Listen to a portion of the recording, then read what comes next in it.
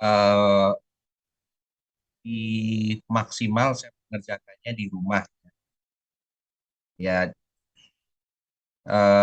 dan jenis-jenis fontnya adanya di komputer saya. Jadi kalau saya ke kampus, eh, saya malah nanti proses edit naskah dari beberapa dosen STT tidak kelar-kelar gitu. Jadi saya selesaikan di rumah hari ini, kita bisa Zoom.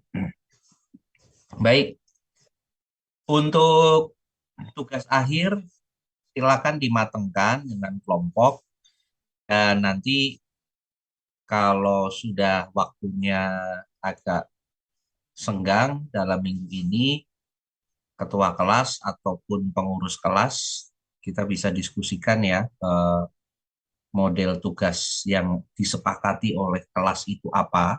Kalau Prodipak sudah informasikan ke saya bahwa mereka akan bikin konten kreatif dengan dimentori oleh kakak tingkat ya. Jadi kakak tingkatnya sudah dihubungi oleh mereka, dan kakak tingkatnya juga sudah info ke saya bahwa dia dihubungi oleh Pak 2022 untuk memandu dan mementor proses pembuatan tugas. Jadi eh, silakan nanti kelas ada, tugasnya dikerjakan secara berkelompok.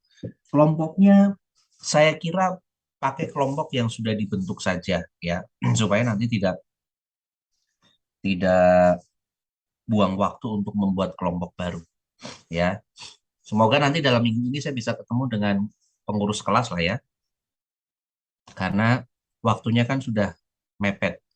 Paling tidak kita masih punya 5 pertemuan lagi. 5 pertemuan itu kan kalau kita jalani ternyata pendek ya. Kan kita baru kuliah Senin lalu. Sepertinya baru kemarin nih. Tahu-tahu ini udah Senin lagi. Jadi waktu itu memang terasa pendek. Jadi saya kira 5 minggu itu adalah waktu yang cukup ideal untuk Anda bisa menggarap tugas dengan baik. Ya, nanti skenario tugasnya seperti apa?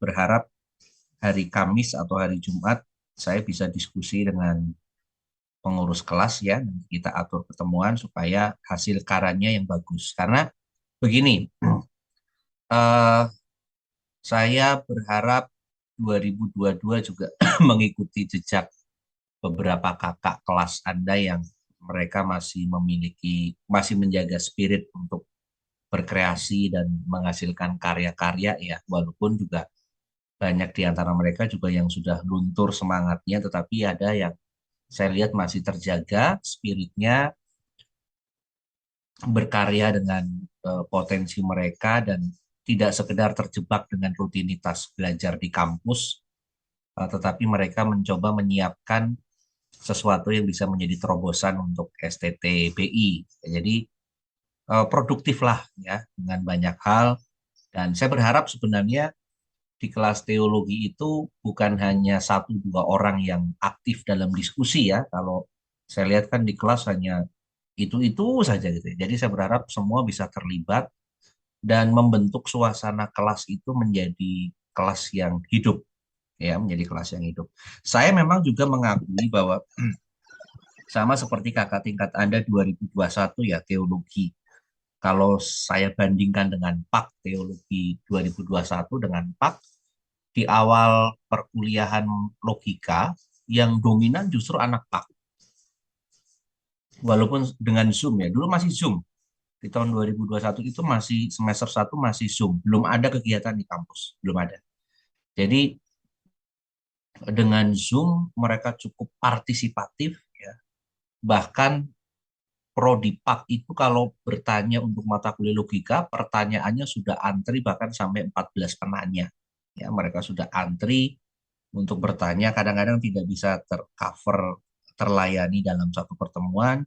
Nanti pekan depan tambah lagi yang pertanyaan baru.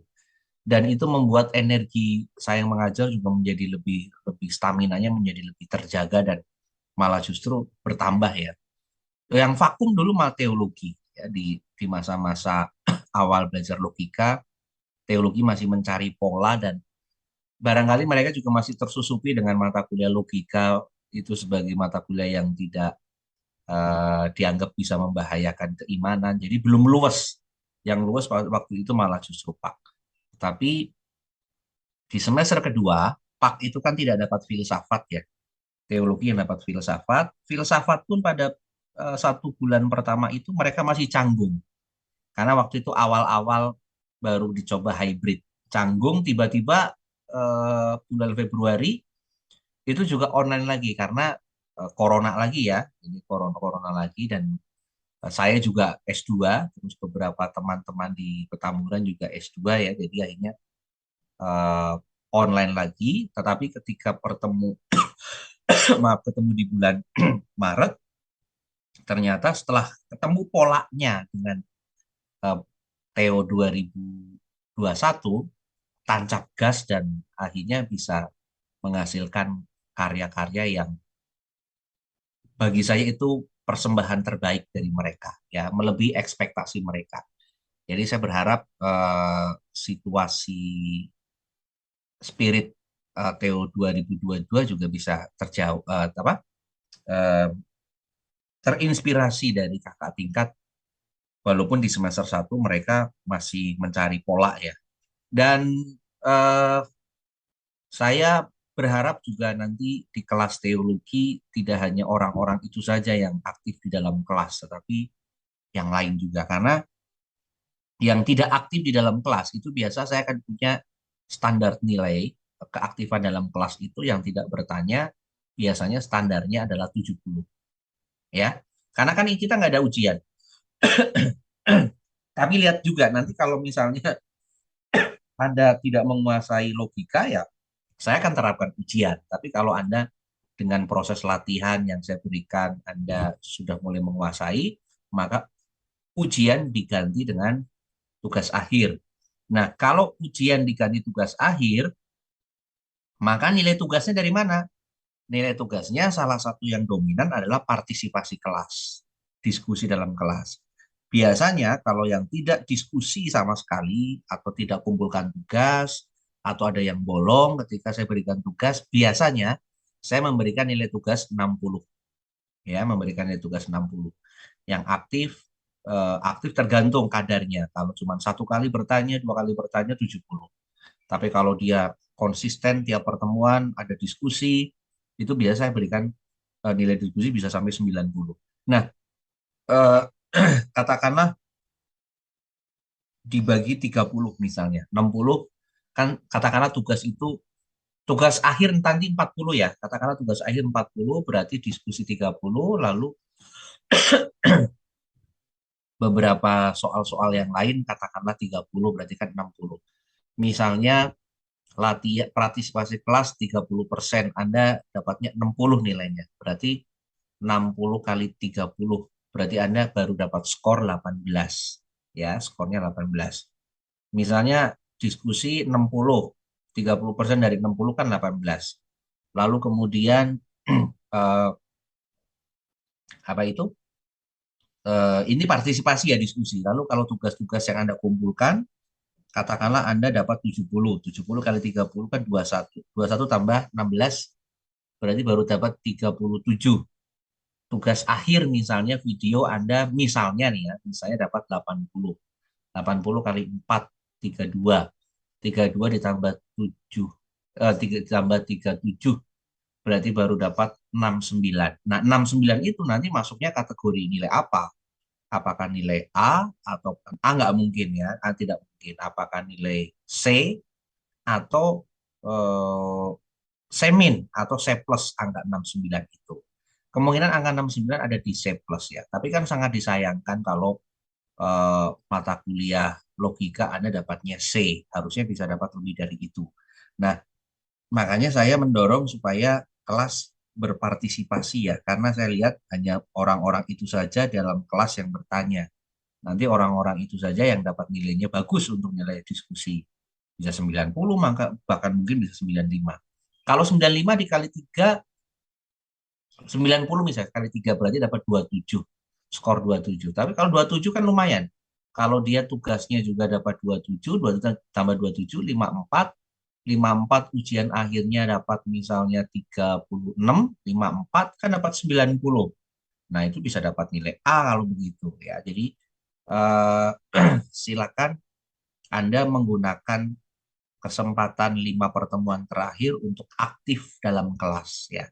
Saya adalah tipe yang mencoba demokratis. Demokratis itu saya tidak ingin memaksa Anda harus tolong dengarkan saya, tidak ya. Saya berpikir Anda sudah dewasa, sudah bisa menentukan mana yang terbaik untuk Anda dan mana yang tidak gitu ya. Jadi gunakanlah kesempatan ketika belajar untuk hal yang baik. Karena semalam saya sempat semalam ketemu dengan Pak Frans, kami ngobrol dan beliau sempat dalam obrolan itu terselip angkatan 2022 gitu ya. Prosesnya bagaimana di 2022? Saya sampaikan secara jujur bahwa yang masih perlu saya eksplor, saya gali adalah teologi 2022 gitu ya. Eh, Belum ketemu satu eh, apa ya titik temu bahwa kelas ini produktif ya. Saya masih melihat masih ada ketidakkonsistenan. Kadang-kadang diskusi bagus, tapi nanti di pertemuan berikutnya kadang-kadang turun gitu ya. Jadi saya menyadari beberapa waktu lalu memang saya juga kurang maksimal gitu ya. Eh, saya menyampaikan itu. Jadi saya perlu mengekspor kembali untuk teologi 2022 supaya mereka menjadi pemikir, ya, menjadi orang yang terjun dalam dunia pelayanan, tidak tersandra dengan kesesatan berpikir, kesesatan berkhotbah ya pada akhirnya nanti, tapi mereka bertanggung jawab dengan bidang studi mereka sebagai seorang pembelajar teologi.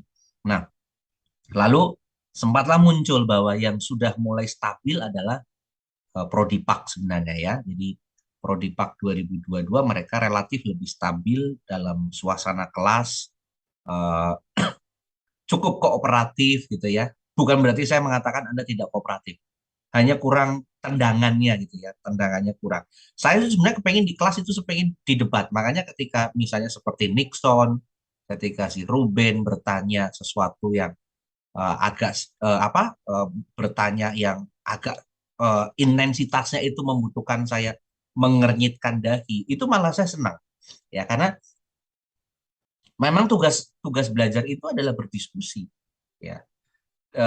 Tugas belajar itu bukan Anda menjadi tabung kosong yang hanya menerima apapun yang dosen katakan, tapi Anda harus menjadi orang yang mengcounter balik, yang mendiskusikan, bahkan mendebat apa yang dosennya disampaikan.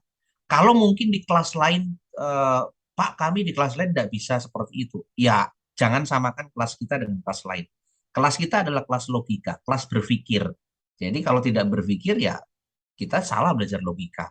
Jadi terapkan mata kuliah logika di dalam keseharian, di dalam proses kita.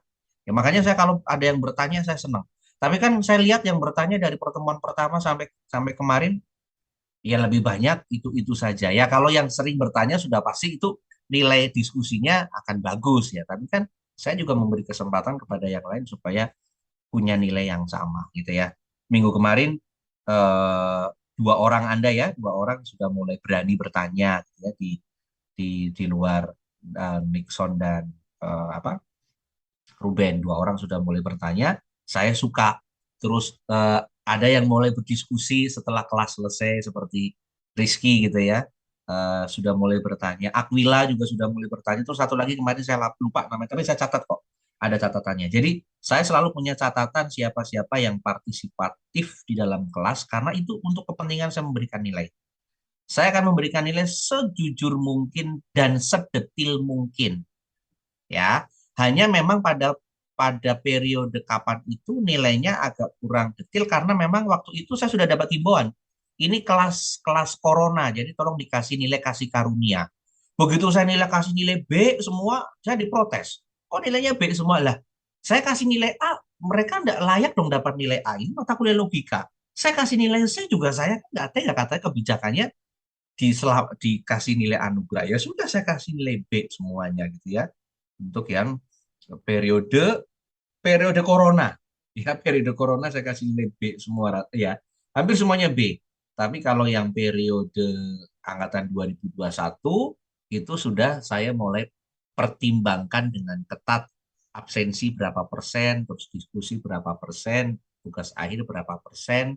Jadi ada tahapan-tahapan. Jadi kalau orang mau mengkritik, ya ini data yang saya dapatkan, Anda silakan kritik data gitu ya. Kalau data kan sudah paten ya, tidak bisa diungkit-ungkit. Kecuali saya manipulasi data gitu ya. Jadi tolong yang belum berpartisipasi, silakan berpartisipasi dalam kelas. Saya sangat suka untuk didiskusi. Makanya ketika ada diskusi, itu energi saya akan muncul kembali. Jadi tolong, bahkan dalam titik tertentu debat saya, gitu ya. Debat saya, tapi dengan debat yang tentunya rasional ya, bukan debat kemudian membawa sesat berpikir di dalam perdebatan kita. Ya, tetap tetap prinsip logikanya harus kita jalankan. Baik, kita lanjut Petitio Principi. Oh sorry, kemarin kalau tidak salah sampai di sini ya, atau sampai Populum ya kalau tidak. Oh LNC. LNC itu berarti orang yang menarik kesimpulan secara sembarangan, di mana hubungan antar premis sama sekali tidak relevan. Ya ini biasanya lebih kepada prasangka. Kepercayaan mistis, emosi, perasaan subjektif merupakan faktor yang mempunyai peranan penting. Itu adalah bagian dari sini. Misalnya ketika Anda mengatakan bahwa orang Kristen itu diberkati Tuhan dan kaya-kaya gitu ya. Itu adalah bentuk LNC juga gitu ya. Lalu saudara sepupu kita itu secara finansial, ekonomi mereka di bawah kita. Itu LNC. Atau misalnya Anda mengatakan, oh ini adalah kelompok teroris. Lalu generalisasi juga secara tergesa-gesa. Itu juga bagian dari LNC. Karena bisa menciptakan stereotip. Sama ketika Anda mengatakan begini bahwa uh, orang Papua gitu ya, itu orangnya keras-keras gitu ya. Oh, berarti tindakannya juga keras. Itu adalah LNC, ya, LNC. Kita menarik proposisi secara sembarangan. Atau misalnya angka 4 itu angka sial, angka 13 itu juga angka sial, ya. Itu sorry ya, Anda ada suara azan masuk ya. Itu juga adalah LNC. Sesuatu yang berbau klinik di zaman pilpres waktu itu kan muncul banyak Jokowi presiden ketujuh, terus kemudian tanggalnya ini angka 7, wah itu LNC. Tidak ada kaitannya dengan soal itu, tidak ada kaitannya, ya.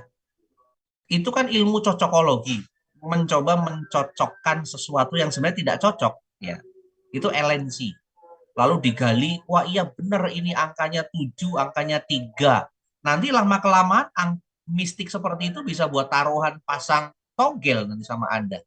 Wah ini angkanya 7 nih, angkanya 3 nih, saya dapat mimpi angkanya 3. Berarti kita harus pasang misalnya 3033 misalnya. Nanti keluar nih angkanya. Itu mistik, sesuatu yang bersifat LNC. Jadi tidak dalam kategori itu gitu ya. Oke, ya Ari, ya semoga nanti bisa memahami konsep itu. Di beberapa mall misalnya tidak ada lantai 4 atau lantai 13. Ya, itu kan berkaitan dengan angka mistik ya. Cuman saya bingung juga, kenapa orang begitu alerginya dengan angka 4 dan angka 13. Padahal itu kan juga angka yang sudah Tuhan sediakan. Pitagoras mengatakan segalanya adalah angka, pantaaritmos. Dan dia tidak memisahkan angka keramat, kemudian angka yang sakral, angka mistik, dan angka yang lain. Ya, angka keramat kan cuma juara satu, itu angka keramat kalau dalam hitungan peringkat. Tetapi kan tidak kemudian bahwa yang satu itu lebih lebih punya lebih ini angka sakral nih.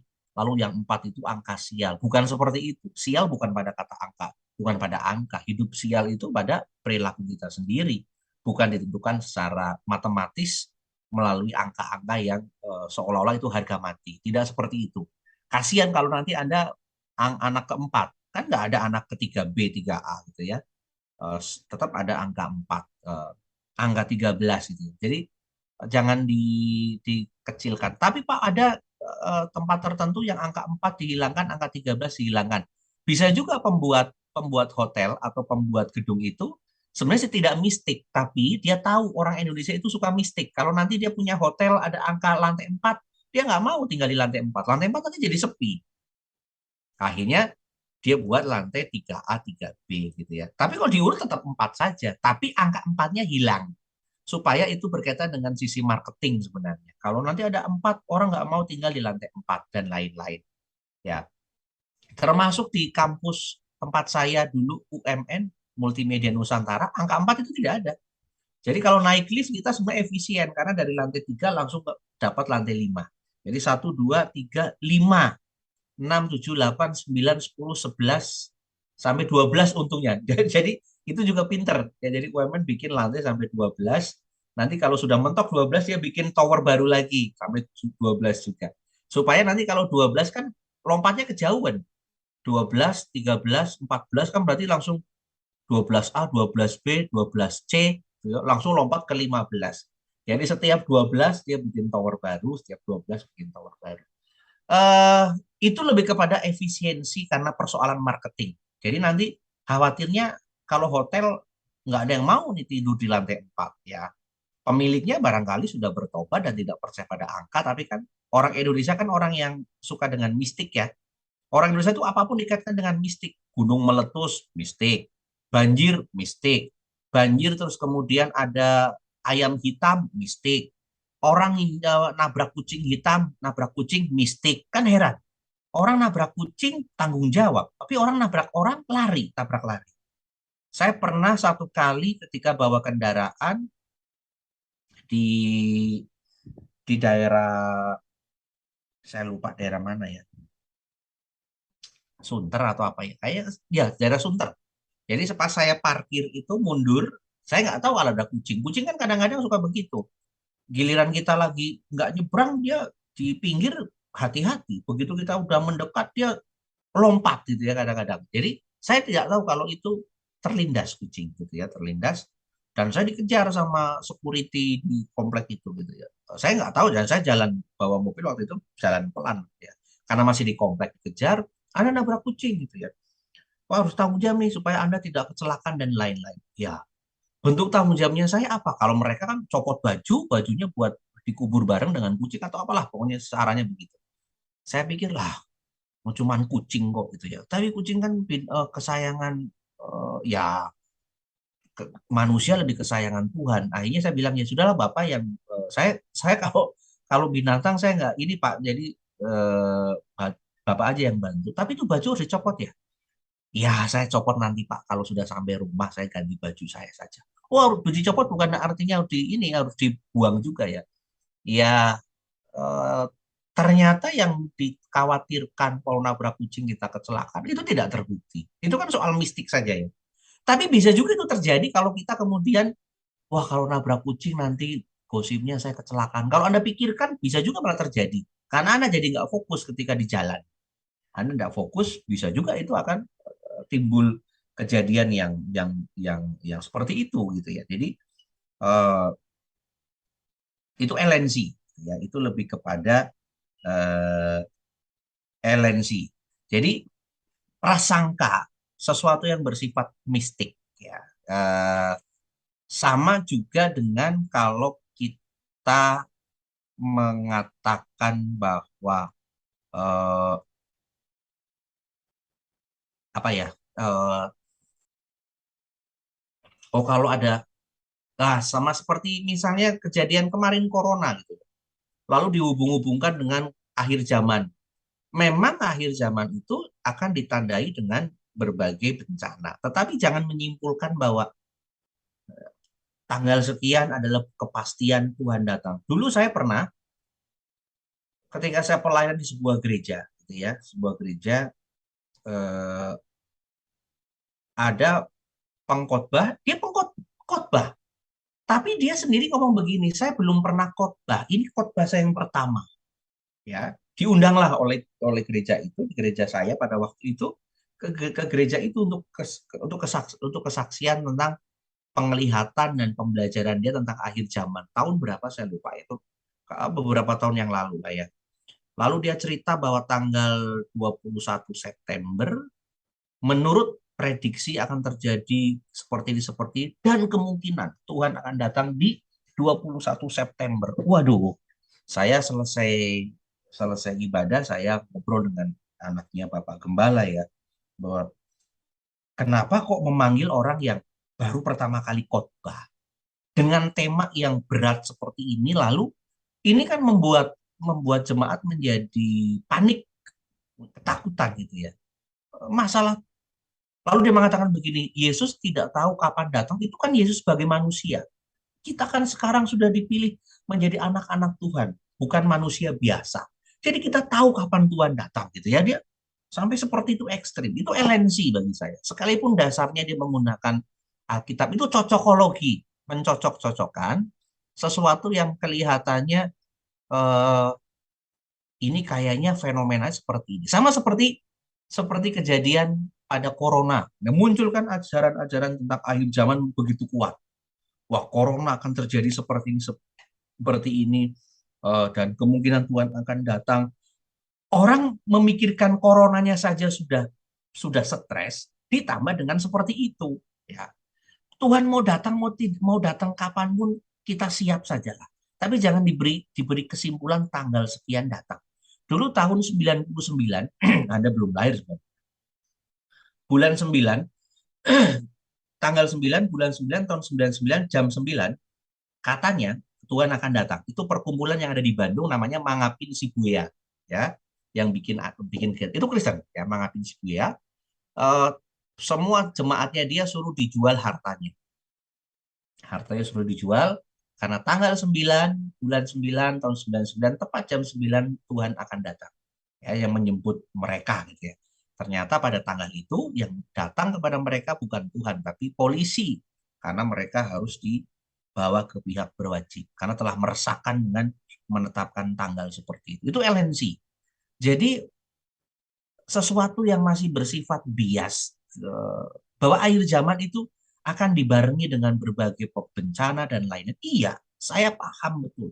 Saya sepakat tentang hal itu. Tetapi bukan berarti mendorong kita untuk kemudian menentukan tanggal sekian, bulan sekian, dan lain-lain. Itu LNC. Ya. Sama seperti misalnya, aduh kalau saya mimpi gigi gigi copot, berarti ada keluarga yang mau kita kehilangan keluarga. Sudahlah, itu patahkan. Itu soal mimpi saja. Ya, jangan terlalu berfokus pada itu. Ya, tapi kan mimpi pesan Tuhan, Pak. Itu mimpi pesan Tuhan. Bisa juga di zaman dulu kan memang Tuhan menggunakan mimpi. Tetapi kan di zaman sekarang dengan zamannya era teknologi, tingkat rasionalitas manusia berkembang, Tuhan akan menggunakan berbeda metodenya di zaman dulu, di zaman sekarang. Itu akan sangat berbeda. Di zaman dulu, untuk menentukan siapa yang bersalah dengan Urim dan Tumim ya, diundi. Keluarlah siapa namanya Yunus kan itu bagi hasil dari undian. Diundi, ternyata Tuhan memakai undian untuk apa? Untuk menentukan siapa yang harus dibuang dari kapal itu. Tapi kan zaman sekarang bukan seperti itu. Kecuali arisan, ada undian seperti itu. Di zaman sekarang tidak seperti itu. Lalu kita kocok siapa yang berdosa di kelas teologi nih, yang membuat dosen marah dikocok, lalu keluarlah katakanlah misalnya namanya Miko, oh berarti Miko harus dikeluarkan. Nah itu adalah tindakan yang konyol gitu ya. Jadi tidak tidak Tuhan akan menggunakan pola yang Tuhan tidak bisa dimetodekan. Ya, kalau Bultmann mengatakan demitologisasi, nah kalau istilah saya adalah demetodologisasi. Jadi tidak bisa dikerangkeng di dalam satu apa metode tertentu. Argumentum et ignorantiam, ya. Penalaran di mana suatu pernyataan tertentu adalah benar karena penyangkalannya tidak terbukti salah atau sebaliknya. Contoh, Anda bukan pengguna narkoba, ya, bukan pengguna pemakai atau lagi bandar. Tapi sekali waktu misalnya Anda dijebak sama teman Anda titip barang di rumah Anda, lalu teman Anda tahu bahwa dia sedang diincar polisi, maka dia hilangkan barang bukti dan barang buktinya disimpan di rumah Anda. Ternyata polisi buntuti dari GPS-nya ya, teman Anda itu kemana dan tempat Anda digeledah. Begitu digeledah, ternyata ada barang teman Anda di situ. Maka Anda pun akan bisa jadi Anda awalnya, sekalipun nanti di persidangan akan terbukti lain ya, Anda akan juga dituduh sebagai komplotan. Atau bisa juga Anda juga bandar, dituduh bandar. Maka, loh tapi kan saya tidak melakukan. Anda tidak melakukan, tapi barang buktinya ada di Anda. Nah, ini argumen jenis ini. Seolah-olah kita diperlakukan salah karena ada kesalahan barang bukti yang menyatakan kita salah itu ada di kita. Ya. Makanya koruptor itu akan cenderung akan menghilangkan barang bukti. Kenapa? Nanti begitu di persidangan, begitu ditanya barang buktinya mana? Oh, tidak ada. Ya, koruptornya bisa bebas. Walaupun dia telah melakukan tindakan korupsi. Banyak. Seperti dulu ketua DPR RI ya, Akbar Tanjung. Dulu di zaman dulu beliau dituduh melakukan korupsi dana non budgeter ya. Saya lupa angkanya berapa, tapi tentu di zaman dulu angka itu fantastis karena kan dolar belum seperti sekarang. Ya, dolar belum seperti sekarang. Zaman dulu si Edi Tansil korupsi 1,3 T saja kan sudah besar sekali 1,3 T karena dolar 2000 waktu itu. Tapi kalau dikurskan sekarang korupsinya Edi Tansil mungkin bukan 1,3 triliun lagi, bisa juga mungkin 10 triliun atau mungkin malah 20 triliun. Triliun loh ya, bukan miliar, triliun. Ya, itu berarti kan angka yang besar sekali. Nah, karena tidak bisa membuktikan bahwa si Akbar Tanjung korupsi dana non budgeter, dia terbebaskan. Walaupun barangkali dia melakukan, tapi karena dia pintar menghilangkan barang bukti, lalu kemudian jaksa penuntut umum tidak bisa menghadirkan apa bukti-bukti, maka dia menjadi terbebaskan. Ya, jadi itu ignorantiam. Sama juga seperti ateis. Ateis mengatakan Tuhan tidak ada karena dia tidak bisa membuktikan Tuhan itu ada. Maka dia kemudian berpikir terbalik. Karena yang ada tidak bisa saya buktikan, maka saya berpijak pada yang tidak ada. Karena yang tidak ada akan cenderung lebih memberikan memberikan tidak terlalu memberikan ketegangan berpikir dibanding saya harus membuktikan sesuatu yang tidak ada, yang tidak kelihatan. Tuhan kan tidak kelihatan. Loh, kalau saya membuktikan Tuhan yang tidak kelihatan supaya diyakini ada, itu kan butuh energi. Mendingan saya mengatakan Tuhan tidak ada karena memang tidak ada, selesai. Nggak perlu argumentasi yang berat-berat lagi. Nah, itu orang ateis. Nah, jadi berpikirnya orang ateis itu kalau kita kategorikan di dalam sesat berpikir, maka dia masuk dalam argumentum et ignorantiam. Ya, kebenarannya tidak terbukti karena yang terbalik tidak bisa dihadirkan. Ya. Maka Anda juga berhati-hati kalau naik kendaraan, tiba-tiba malam-malam ada rahasia dari polisi, usahakan amati secara cermat polisi itu jangan-jangan dia pakai sarung tangan, lalu pas geledah bisa juga dia taruh barang barang narkoba di mobil Anda, lalu dia mengatakan ini punya siapa ini?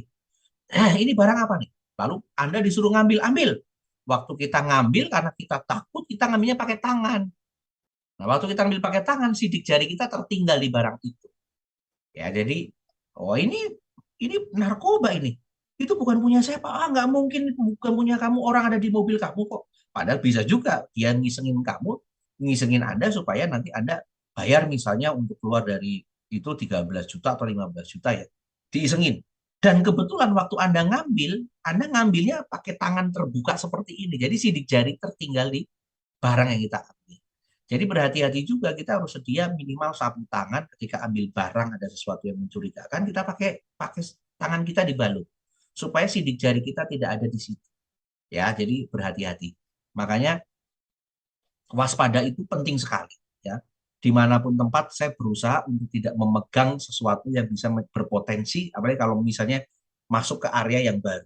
Saya usahakan tidak menggunakan meninggalkan sidik jari di situ, gitu ya. Karena khawatir nanti kalau ada apa-apa ternyata sidik jarinya diperiksa ada sidik jari kita juga. Ya, jadi kadang-kadang saya masih gunakan kalau pakai motor lebih gampang, masih sarung tangan masih dipakai gitu ya. Nah, nanti setelah proses baru baru kita aman baru kita bisa buka. Itu bukan berarti kita menjadi parno gitu ya. Tapi ini lebih kepada berjaga-jaga karena mungkin bukan orang itu menjebak, tapi kalau kita mampir ke rumah orang itu ternyata maaf kata ada orang jahat setelah kita pulang ternyata ada segerombolan sekelompok perampok, dia sudah pakai sarung tangan, sidik jarinya nggak ada di situ, yang ada malah sidik jari kita. Nah, itu kan repot malahan kita nanti dituduh sebagai komplotan gitu ya. Jadi berhati-hati itu penting ya. Jadi apalagi kalau misalnya teman titip barang ya di sini, tanya detail barangnya apa. Jadi, jangan sampai nanti Anda terjebak dengan hal-hal yang seperti itu. Ya, sebentar. Jadi berhati-hati itu ignorantiam ya. Yang berikutnya adalah petitio principii. Ya, petitio principii itu adalah eh, eh, adalah proses penalaran di mana kesimpulannya itu tidak merupakan satu penjelasan yang masuk akal. Ya. Dia berputar, penjelasannya berputar. Sama seperti gini di Indonesia. Yang menyebabkan kemiskinan itu apa? Apakah karena orang tidak punya pendidikan?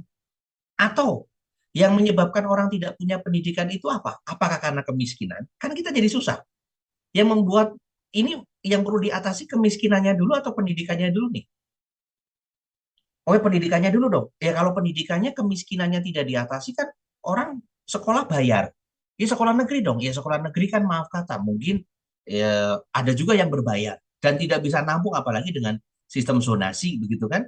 Tidak bisa nampung. Pendidikannya diperbaiki. Tapi kalau pendidikannya diperbaiki, kemiskinan tidak diperbaiki, orang juga nggak mau nyekolahkan anaknya. Kepengennya udah kamu kerja aja dah. Sekolah kamu walaupun nggak dikasih uang jajan sekolah gratis gitu ya. Sekolahnya gratis ribet, mendingan kamu bantu-bantu orang tua supaya dapat pendapatan. Jadi kan menjadi dilematis nih. Mana dulu yang perlu diatasi? Apakah pendidikannya dulu atau kemiskinannya? Kalau diatasi kemiskinannya, pendidikannya tidak diatasi, orang nanti akan jatuh lagi pada kemiskinan. Nah, ini circulus vitiosus, lingkaran setan. Sama seperti ketika itu ada seseorang mengatakan begini, Yesus adalah jalan kebenaran. Jalan kebenaran adalah Allah. Dan Allah adalah Yesus. Dan Yesus adalah jalan kebenaran. Itu dia hanya berputar di situ. Ditanya siapakah Yesus? Yesus adalah Allah. Siapakah Allah? Allah adalah kebenaran. Apakah kebenaran? Kebenaran adalah Yesus. Siapakah Yesus? Adalah Allah. Dia berputar. Jadi pernah nggak Anda diskusi dengan orang, dikejar ke A, dia lompat ke B. Begitu dikejar ke B, dia lompat ke C. Dikejar ke C, lompat balik lagi ke A. Nah, ini orang yang membosankan dalam diskusi. Karena dia tipe orang yang tidak bisa menyelesaikan satu isu tertentu, lalu karena dia merasa terdesak, dia lempar premis ke premis yang lain. Nah, ini circulus vitiosus, lingkaran setan. Nah, seperti tadi yang saya sebutkan kepada Anda, kemiskinan yang perlu diatasi, kemiskinan dulu atau pendidikan. Kalau kemiskinannya dulu diatasi, pendidikannya tidak ditingkatkan, nanti juga miskin juga. Kalau pendidikan yang ditingkatkan, kalau kemiskinannya ekonomi tidak diperbaiki, juga susah juga. Nah, ini menjadi circulus vitiosus. Tetapi tentu ketika Anda sebagai seorang pemimpin harus bisa mengatasi mana dulu nih yang perlu diatasi. Oke, kalau yang perlu diatasi urusan perut dulu dah, kalau kata Karl Marx gitu kan.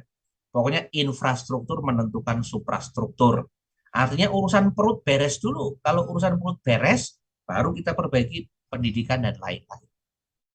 Ya, jadi nah, itu eh, petitio principii. Jadi dia berputar-putar.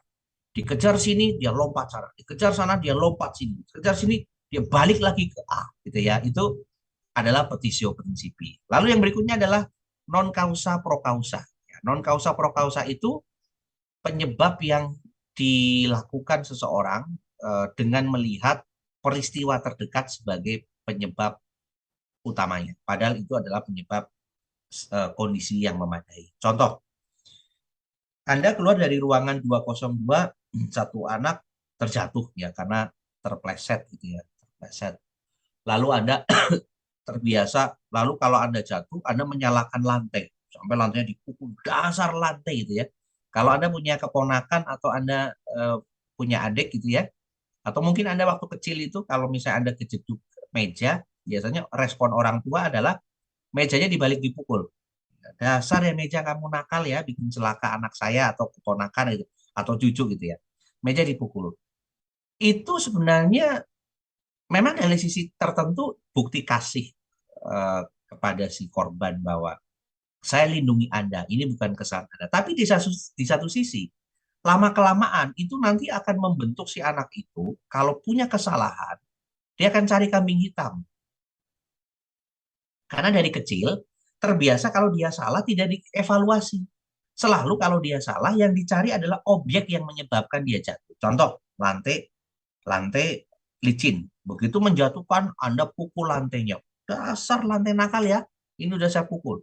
Lalu misalnya anak kejeduk, lalu mejanya yang dipukul. Gereja nakal ya, udah cep.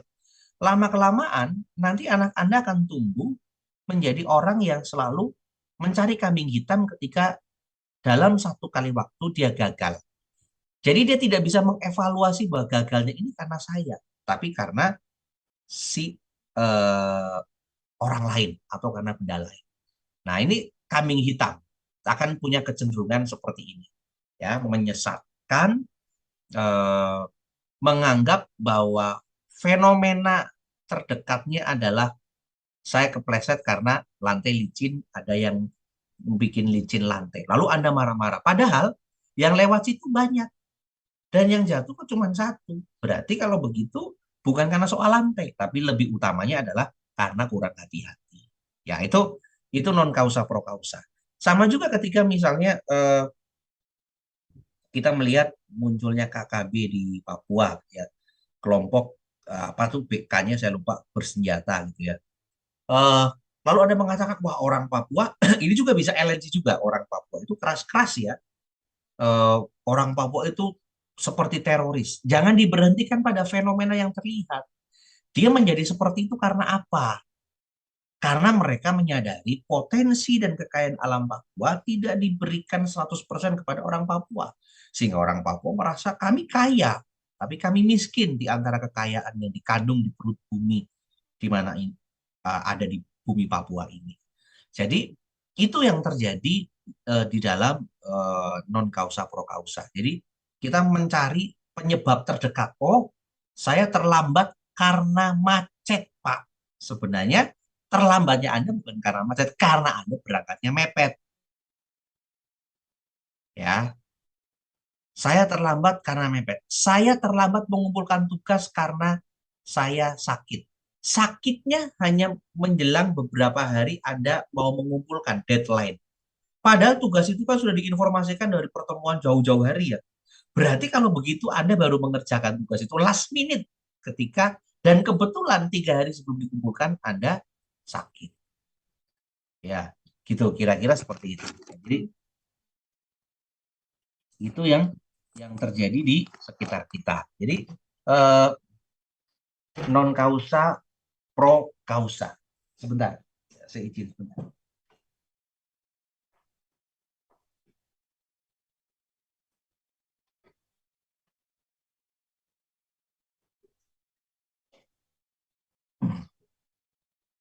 Non kausa pro kausa. Jadi ada sufficient condition, ada namanya necessary condition. Sama misalnya kalau orang meninggal gitu ya, orang meninggal. Meninggal karena apa? Meninggal karena sakit jantung. Sakit jantungnya itu adalah sufficient condition. Kondisi memadai. Kondisi pastinya apa? Ya memang sudah jatah umurnya segitu. Dia mau nggak sakit jantung, mau dirawat, mau tidak dirawat, ya tetap Tuhan kasih umurnya segitu. Pasti akan dipanggil dengan cara Tuhan yang kita tidak pernah tahu. Oh kalau begitu orang bunuh diri itu cara Tuhan. Bukan. Bunuh diri bukan caranya Tuhan.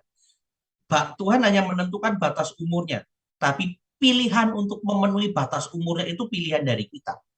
Maka yang dipertanggungjawabkan di hadapan Tuhan kan pilihannya kita, bukan batas umurnya. Batas umurnya itu sudah takdirnya Tuhan. Tapi pilihan kita untuk menjemput takdir itu pilihan dari kita. Ya. Oh ya dia meninggal karena ugal-ugalan itu pilihan kita.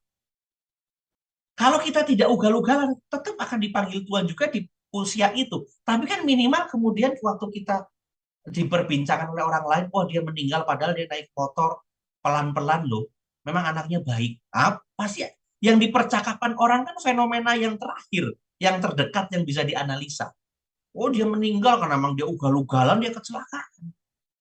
Walaupun batas usianya Tuhan yang menentukan, tapi karena dalam proses menjemput batas usia Tuhan, kita memilih sebuah pilihan yang keliru, maka orang akan mengadili pilihan kita.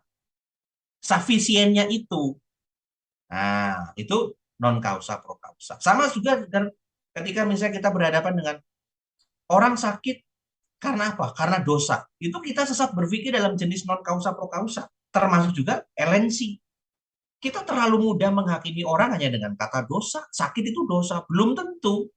Bukankah Tuhan sudah membuka cakrawala berpikir kita? Bukan karena dosa orang tua, bukan karena dosa anaknya, tapi karena perbuatan Allah ingin dinyatakan. Yesus saja sudah ngomong begitu, masa kita masih menghakimi orang lain dengan dosa dan lain-lain? Nah, itu masuk non kausa pro kausa, masuk juga pada LNC. Yang berikutnya adalah aksidensi. Aksidensi ini kalau kita memaksa sesuatu harus norma pada yang berlaku pada wilayah tertentu, dianggap berlaku pada wilayah yang lain juga. Contoh, di Aceh, di Nangro Aceh Darussalam diberlakukan perda syariah, gitu ya. Lalu beberapa daerah yang lain merasa perlu juga ditetapkan itu juga. Katakanlah di Jakarta, pokoknya harus berlaku juga. Ya keliru. Kenapa keliru? Di sana mungkin masyarakatnya homogen. Di Jakarta, masyarakatnya heterogen. Semua suku, semua agama ada di Indonesia. Kalau dibuat aturan seperti itu malah justru sesat berpikir. Anda tidak memahami heterogenitas. Heterogenitas dari masyarakat di mana Anda ada. Oh, di tempat lain bisa saya perlakukan seperti ini, berarti di sini pun saya bisa. Ya, mungkin hukumnya bisa kita kulik, tetapi metodologinya kan nggak sama. Sama dengan saya mengajar di kelas teologi dengan di kelas Pak. Materinya sama. Tapi tentu saya akan punya style yang berbeda. Di kelas ini apa yang menjadi kekuatannya? Saya akan berpijak di situ. Lalu di kelas yang lainnya apa yang menjadi kekuatan mereka? Saya akan berpijak di situ. Itu aksidensi, ya. Jadi tidak serta-merta yang berlaku di satu tempat menjadi berlaku juga di tempat lain. Sama juga dengan misalnya kalau orang tua kita ngomong, dulu papa, mama, bapak, ibu kalau sekolah, itu tidak pernah dikasih uang jajan. Makan juga nggak pernah dibekelin. Pokoknya makan kenyang dari rumah. Ini zaman dulu. Beda dengan zaman sekarang. Zaman dulu belum polusinya belum seganas sekarang. Sekarang kita jalan sebentar saja sudah rasa hausnya begitu luar biasa. Yang pertama, yang kedua, kejahatan sekarang sudah sudah berevolusi menjadi kejahatan yang super gitu ya. Jadi cara memperlakukan juga menjadi berbeda karena situasinya berbeda, tidak bisa diseragamkan. Itu aksidensi, ya.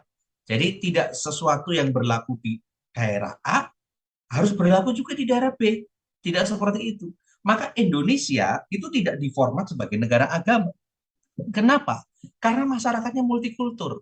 Indonesia diformat sebagai negara bangsa karena masyarakatnya heterogen dari Sabang sampai Merauke, dari Niaga sampai Pulau Rote, berjajar pulau-pulau, Indomie seleraku. Itu kan kata lagu Indomie. Dari Sabang sampai Merauke gitu kan. Dari Niaga sampai Pulau Rote, Indonesia tanah airku, Indomie seleraku. Nah, supaya nanti Anda yang puasa segera makan dengan Indomie. Indomie itu mau kapanpun dimakan, mau dimanapun rasanya tidak berubah dan tetap enak. Sekalipun kita sudah kenyang dan masih lapar, tetap rasanya enak. Itulah Indomie. Ya, uh, jadi kira-kira seperti itu. Jadi tidak bisa kemudian, oh ini berlaku di Nangro Aceh Darussalam, berarti berlaku juga dong di Jakarta. Tidak bisa. Masyarakatnya heterogen. Tidak bisa kemudian disamakan. Oh ini bisa waktu saya ngajar anak sekolah minggu di gereja ini, berarti di gereja ini pun saya gunakan pola yang sama. Mungkin ceritanya sama, tapi metodologinya harus berbeda. Audiensnya Anda perhatikan dong. Nah itu nanti aksidensi, ya. Jadi tidak serta-merta harus disamakan polanya. Ya. Lalu yang berikutnya adalah complex question. Kesesatan jenis ini bersumber dari pertanyaan yang disusun sedemikian rupa, sehingga sepintas tampak sebagai pertanyaan sederhana, namun sebetulnya kompleks. Saya kasih contoh. Misalnya nih, eh, semisal, saya sebut acak lah ya. Semisal Hendra, ya. Semisal Hendra eh, tinggal di asrama, misalnya. Lalu saya tanya ke Hendra, Hendra, apakah kamu sudah berhenti merokok? Hendra ditanya begitu, bingung jawabnya. Jawab jujur, apakah kamu sudah berhenti merokok? Sudah, Pak. Nah, berarti waktu jawab sudah atau belum, itu menginformasikan kepada saya bahwa Hendra merokok. Walaupun yang satu sudah tidak merokok lagi, kalau menjawab sudah berhenti merokok, yang satu lagi Belum, berarti masih merokok. Dan kebetulan pertanyaannya, saya kemas dengan pertanyaan negatif. Hendra, apakah kamu sudah berhenti merokok? Ya, itu kan pertanyaan yang bernada negatif sebenarnya ya. Sekaligus pertanyaan yang menggiring untuk memojokkan seseorang. Apakah kamu sudah berhenti merokok? Lalu Hendra jawab, sudah. Kapan kamu berhenti merokok? Bulan Oktober, Pak. Oktober kapan nih? 2022, Pak. Oh, Oktober 2022 ya. Berarti kamu selama tinggal di asrama sampai bulan Oktober, kamu masih merokok ya? Iya, Pak, ngumpet-ngumpet. Dulu zaman saya kuliah, itu masih banyak kakak tingkat, adik kelas, bahkan teman kelas saya di Petamburan yang merokok ngumpet-ngumpet ya. Kadang-kadang ada mereka yang bawa rokok ke kampus, dimasukin tas. Nanti kalau habis siang-siang makan di depan itu kadang mereka merokok gitu ya. Ada yang masih seperti itu. Ada juga dulu yang tinggal di asrama ngerokoknya di balkon sama di atap gitu ya. Kan kelihatan dari jauh. Nah, misalnya katakanlah Hendra merokok. Kapan berhenti merokok? Oktober, Pak. Berarti selama 2 bulan kamu tinggal di asrama, kamu masih merokok? Masih, Pak. Gimana itu? Ngumpet-ngumpet, Pak. Saya mulai bertanya, ngumpetnya di mana? Oh, di sini, di sini. Oh, di situ ya? Endra, sorry Endra. Pantesan waktu itu ada dosen menemukan puntung rokok di balkon, ada beberapa puntung rokok. Itu punya kamu berarti dong ya? Wah, rokoknya apa, Pak? Gitu kan, Endra mulai bertanya ke saya. Rokoknya itu Yumail, Endra. Saya nama rokok nggak terlalu familiar ya. Rokoknya Yumail, Hendra. Oh, itu bukan rokok saya, Pak. Kalau saya merokoknya Marlboro. Hendra merasa aman. Oh, itu berarti bukan saya. Marlboro? Iya. Oh, sebentar, sebentar, Hendra. Saya cek data saya dulu ya. Ada informasi apa? Saya cek. Oh ya, Hendra. Di ruang 202 pernah ditemukan puntung rokok Marlboro. Hmm, berarti itu adalah rokok kamu. Hendra nggak bisa berkutik. Kenapa? Karena pertanyaannya dari awal sudah saya setting untuk Hendra di pojokan. Tapi tentu waktu ingin memojokkan dan membuat si Hendra mengaku, kita harus analisa dulu siapa nih perokok di sini nih di kelas nih yang masih merokok. Supaya dia bisa ngaku caranya bagaimana. Ya, itu kecerdikan dari seorang penyidik ya kalau dalam dunia kepolisian. Tapi kalau Anda sudah belajar logika pun nanti Anda akan bisa menggiring orang untuk masuk dalam sebuah jebakan. Akhirnya dia ngaku dia salah gitu ya, dia ngaku dia salah. Jadi eh, itu memang membutuhkan waktu untuk sampai punya punya kemampuan mengemas pertanyaan sedemikian rupa. Pilatus ketika bertanya sama Yesus itu dengan kompleks question, apakah engkau raja orang Yahudi? Apa yang dijawab Yesus? Tidak menjawab iya atau tidak. Kenapa? Karena dijawab iya dan tidak akan salah, akan dikejar. Kalau iya, kenapa mereka salibkan kamu? Berarti kamu dong yang bohong. Kalau tidak, kenapa mereka salibkan kamu juga? Jadi pertanyaan itu nanti akan beranak cucu menjadi pertanyaan-pertanyaan yang berikutnya. Jadi menghadapi pertanyaan kompleks question, kita akan mengatakan saya tidak tahu. Misalnya begini, Hendra, apakah kamu sudah berhenti merokok? Sudah, Pak. Saya sudah berhenti merokok. Kapan merokok? Oktober. Rokok kamu apa? Rokok saya Jumail dan saya tidak pernah merokok di dalam asrama. Ya, jadi ada penegasan dari awal. Ya, jangan membuka celah yang akhirnya walaupun mungkin Hendra bukan merokok di 202, tapi karena kesamaan ciri Hendra masih merokok dari mulai bulan Agustus sampai Oktober. Puntung rokoknya ditemukan di antara bulan itu di ruangan. Lalu setelah dicek ternyata yang merokoknya hanya Marlboro adalah hanya Hendra, yang lain tidak ya. Walaupun ada yang lain juga yang merokok ya. Nah, akhirnya Hendra terjerat di situ. Itu kompleks question. Jadi, apakah engkau raja kebenaran? Apakah engkau raja orang Yahudi? Tidak dijawab. Karena dijawab iya ataupun tidak, itu punya konsekuensi yang besar.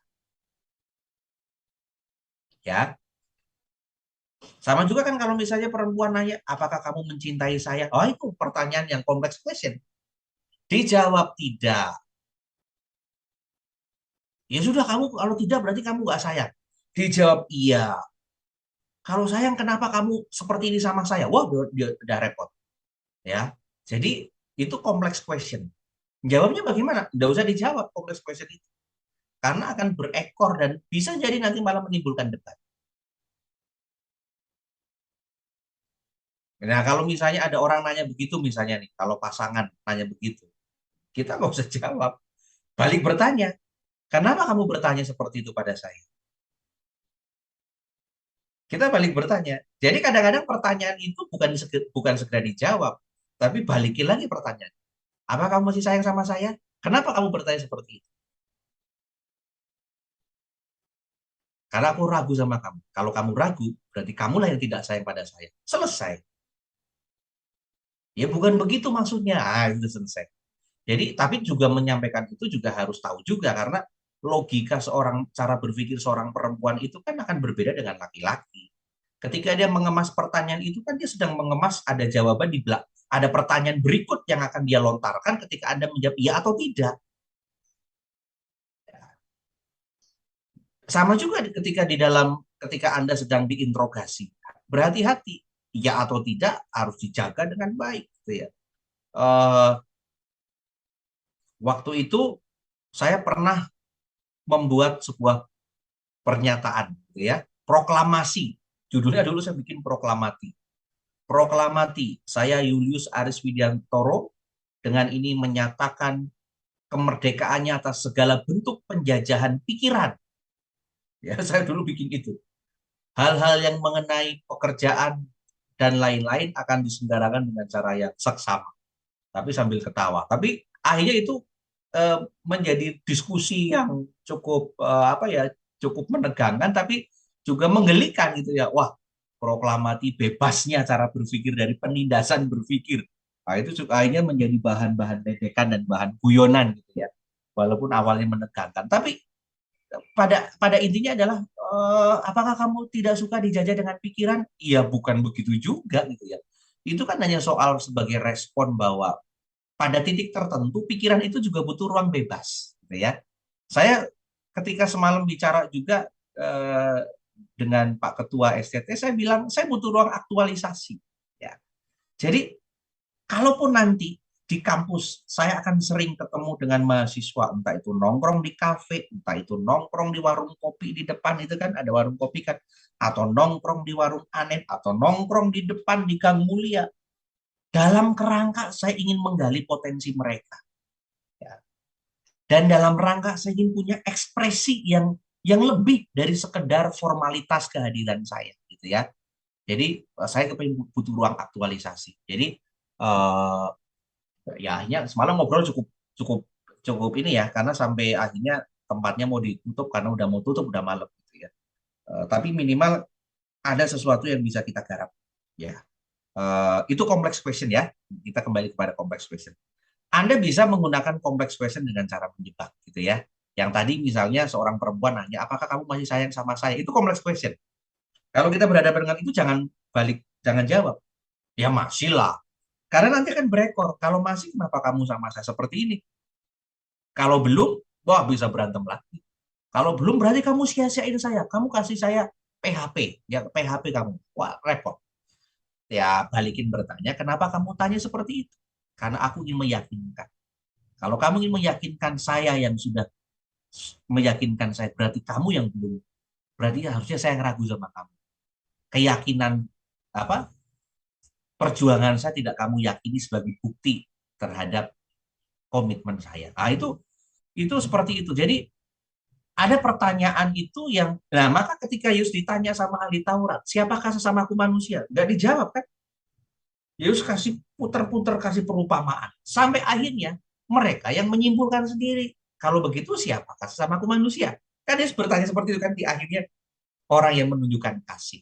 Dan kesimpulan itu, akhirnya jawaban itu justru muncul dari orang yang bertanya. Kenapa? Karena orang yang bertanya ini, orang bertanya ingin nguji.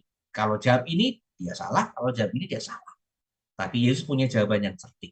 Selain dia sebagai Tuhan, ya tentu Yesus juga mempelajari tentang filosofi dan cara berpikir yang sudah tumbuh subur pada waktu itu di sana kan. Di Yunani klasik kan sudah tumbuh subur berpikir logis, berpikir eh, seperti metode Socrates, metode metode yang sangat sokratik gitu ya. Itu sudah tumbuh subur gitu ya. Jadi metode yang dilakukan Yesus adalah metode ironi, menjawab tapi dengan membalikan pertanyaan. Sehingga yang bertanya malah jawab sendiri dengan pertanyaannya dia.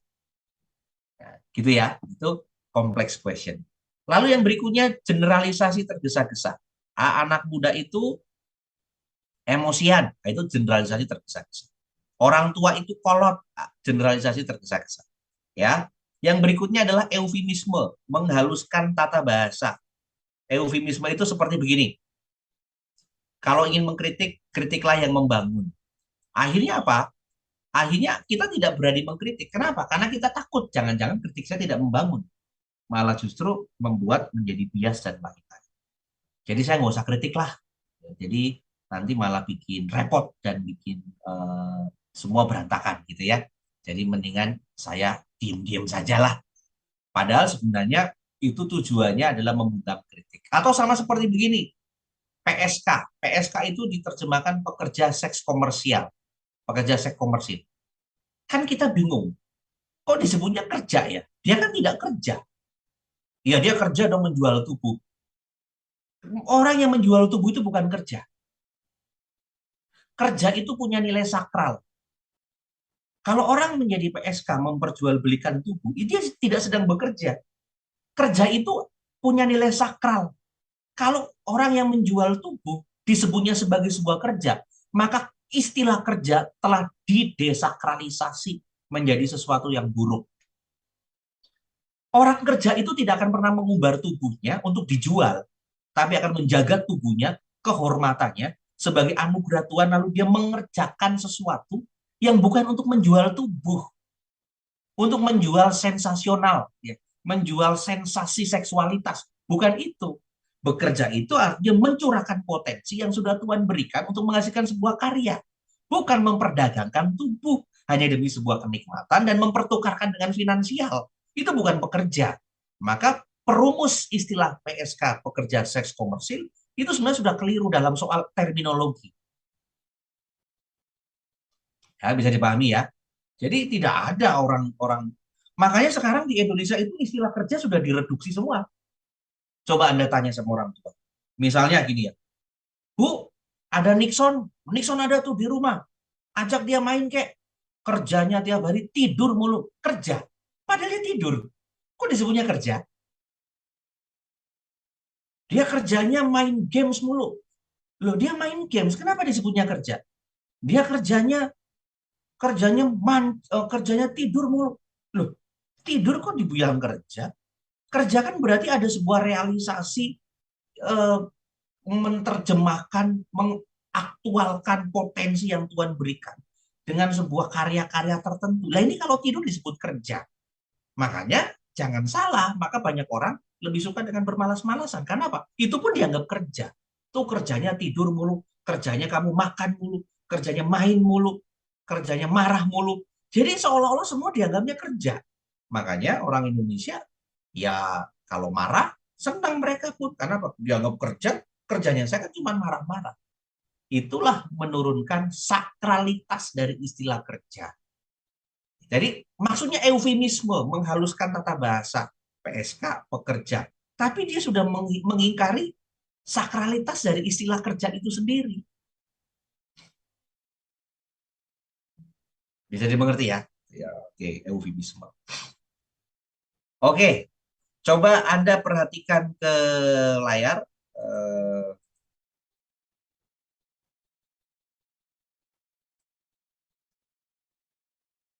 eh, eh, eh.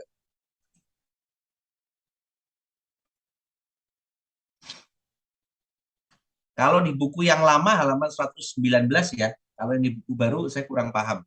Yang buku yang cetakan logika, cetakan terbaru itu kan sudah di ukurannya udah diubah dari ukuran 2315. Oke, kita cek ya. Saya kasih dua contoh. Nanti coba Anda analisa jenis kesesatan relevansi. Relevansi kan ada tadi ada macam-macam. Ada bakulum, ada hominem, ada verecundiam, ada populum, ada elensi, ada ignorantiam, ada generalisasi tergesa-gesa, complex question, kemudian ada non causa pro causa, dan juga ada tadi apa itu eufemisme. Ya, itu yang relevansi. Yang sesat bahasa itu ada aksentuasi, ekivokasi, amfiboli, dan juga metaforis. Oke, sekarang kita cek. Ini harusnya perempuan ya, bukan wanita ya. Kalau tidak salah di buku yang kedua sudah saya revisi kata ini. Perempuan adalah makhluk lemah, karena itu tidak sepantasnya bila perempuan menduduki jabatan strategis dalam suatu organisasi. Oke, ada yang mau coba jawab jenis kesesatannya jenis apa?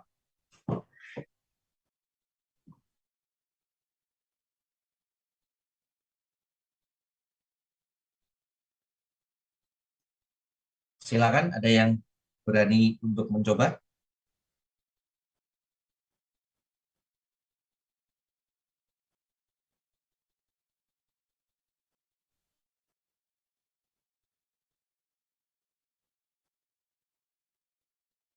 Ya, silakan.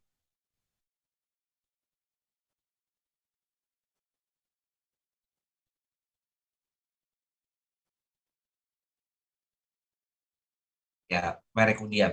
Kenapa Verecundiam?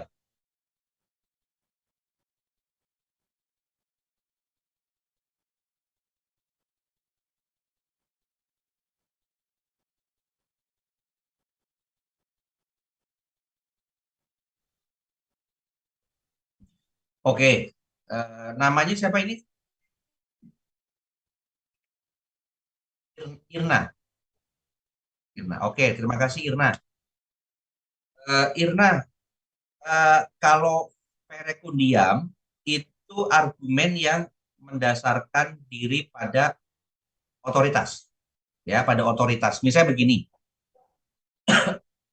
dengan kalau yang Verecundiam itu mendasarkan pada otoritas. Contoh, kalau kita berkhotbah, bikin paper, kita lebih banyak mengutip pendapat orang. Itu tulisan kita sesat berpikir sebenarnya. Nggak ada pikirannya kita. Yang ada pikirannya orang lain yang dikumpulkan dalam satu paper itu. Saya pernah waktu itu mengedit disertasinya. Disertasi kan berarti doktor ya, calon doktor. Posisi saya pada S2. Saya diminta mengedit disertasi seorang calon doktor. Itu ternyata itu kumpulan pendapat orang semua. Oke, mungkin di unmute ya. Pendapat buku dikumpulkan. Yang di sorry di mute. Yang di kelas itu ya. Jadi kumpulan pendapat orang. Contoh ini contoh. Tapi bukan judulnya bukan ini ya. Ini contoh misalnya tentang pendapat tentang eh, pertumbuhan gereja misalnya ya. Contoh nih. Pertumbuhan gereja menurut Rick Warren itu adalah ini. Sejalan dengan pemikiran Rick Warren, pertumbuhan gereja menurut eh, Yakub Nahue adalah ini. Lalu kemudian pendapat Yakub Nahue diperkuat oleh pendapatnya ini Peter Wagner. Pendapat Peter Wagner ini sejalan dengan pendapatnya misalnya Berkov tentang gereja, istilah gereja. Jadi gereja adalah pertumbuhan gereja adalah bla bla bla bla seperti ini. Pendapat ini sejalan dengan pendapatnya Donald Guthrie bahwa yang dimaksud dengan gereja adalah seperti ini. Itu kalau sebuah paper, kalau saya koreksi, mohon maaf, saya akan berikan nilai rendah. Kenapa? Dia hanya ngoleksi pendapat orang. Dia tidak punya kemandirian berpikir. Oke, setelah Anda kumpulkan pendapat orang, menurut Anda itu pendapat Anda apa setelah diolah? Itu Verecundia. Nah, dalam kasus nomor satu, ini lebih tepat sebenarnya kepada hominem.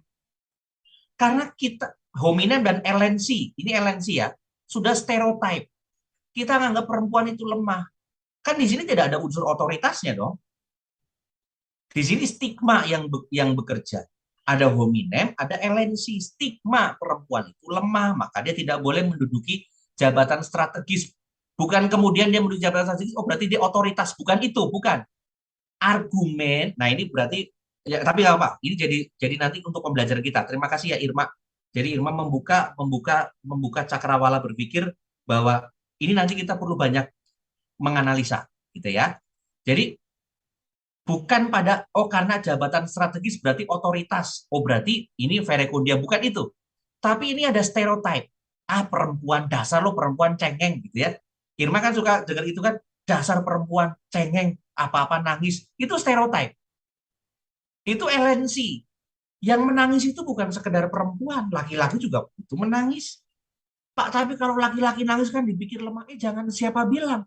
Perempuan, nangisnya perempuan itu kekuatannya perempuan dong. Coba kalau Anda yang laki-laki, lihat perempuan nangis. Anda kan tidak berdaya kan? Di hadapan perempuan tidak nangis. Berarti kalau begitu nangis itu bukan kelemahan tapi kekuatan. Ya, nangis itu kekuatan. Jadi pada kasus nomor satu, sesat berpikir yang terjadi adalah sesat berpikir ignorantia, LNC atau hominem. Bukan otoritas karena ada menduduki jabatan berarti dia menduduki otoritas. Bukan soal itu. Tapi ini keseluruhan kalimat itu dia sedang menstigma perempuan itu makhluk lemah. Makhluk lemah. Ya itu memang tradisi budaya patriarkal, patriarki seperti itu. Dalam perjanjian lama kan juga seperti itu. Dalam perjanjian lama. Makanya kenapa Bathsheba itu mandi di tempat terbuka sampai Daud kemudian jatuh cinta. Karena dia maaf kata, dia baru menstruasi. Dan setelah menstruasi, perempuan menstruasi kan dia mandinya harus di tempat khusus untuk menyucikan diri. Dan barangkali itu adalah masa suburnya si Bathsheba. Maka ketika berhubungan dengan Daud, jadi anak. Ini Daud nakal emang ini Daud. Ya, Daud harusnya berperang malah dia di kerajaan. Dan lagian iseng lagi ngintipin orang mati. Ya akhirnya terjadilah seperti itu. Jadi ada diskriminasi terhadap perempuan. Dan dalam masyarakat Yahudi juga kan perempuan tidak punya punya hak dunia, tidak punya hak sipil. Perempuan dan anak-anak tidak punya hak sipil. Yang punya hak sipil adalah laki-laki. Nah itu stereotip ya. Jangan-jangan nih, tapi ini jangan-jangan ya. Jangan-jangan sebenarnya cerita manusia yang jatuh dalam dosa adalah Hawa, itu jangan-jangan juga settingannya kaum laki-laki. Untuk selalu menyudutkan kaum perempuan yang jatuh dalam dosa adalah perempuannya. Karena perempuan pada waktu itu tidak berdaya dengan sebuah sistem, maka dibangunlah sebuah cerita bahwa perempuan memang dari dulu selalu dekat dengan dosa, tidak berdaya. Maka dibuatlah narasi besar bahwa yang jatuh pertama kali dalam dosa adalah seorang perempuan. Karena yang bikin cerita laki-laki. Namanya kan sejarah itu dalam bahasa Inggris namanya apa? Ada yang tahu tidak? Sejarah dalam bahasa Inggris disebutnya apa? Halo, boleh yang di rumah atau yang di kelas mau jawab? Bahasa Inggrisnya sejarah itu apa?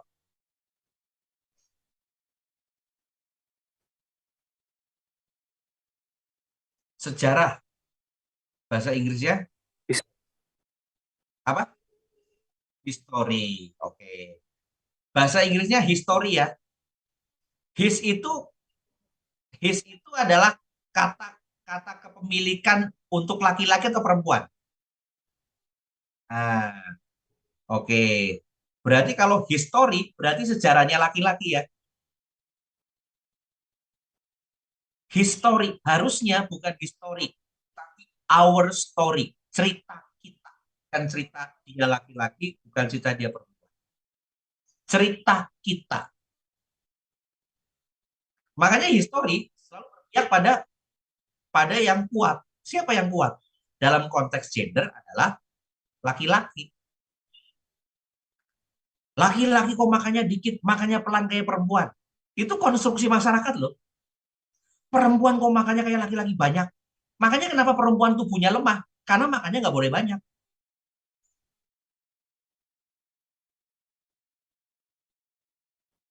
Anda pernah lihat film ini nggak? Bend It Like Beckham. Beckham. Bend It Like Beckham. Ini dulu film film yang sering saya putar, ya, sering saya putar di kelas sosiologi seni.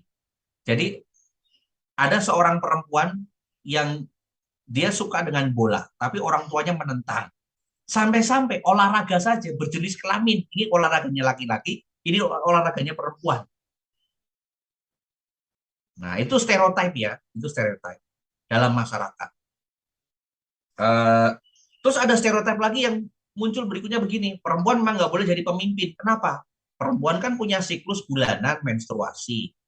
Perempuan kalau menstruasi beberapa hari sebelum menstruasi agak labil emosinya, dan waktu waktu menstruasi pun dia juga kondisi psikologisnya agak sedikit terganggu dan gampang marah.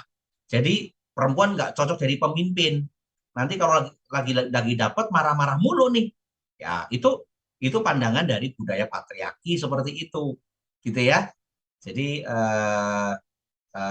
nomor satu bisa LNC, bisa juga hominem. Oke, nomor dua.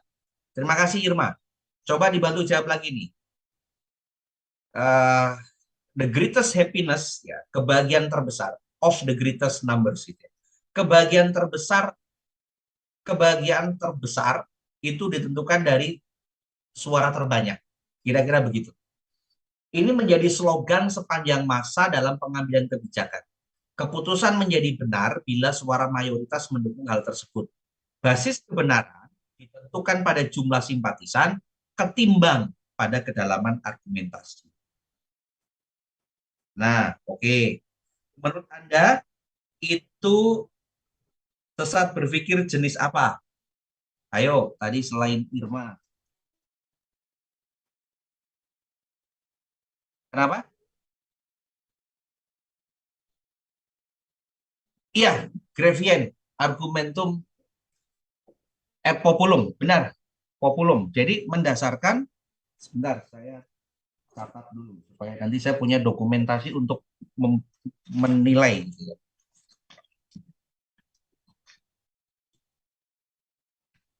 Tadi yang pertama Irma ya, Irma atau Irna?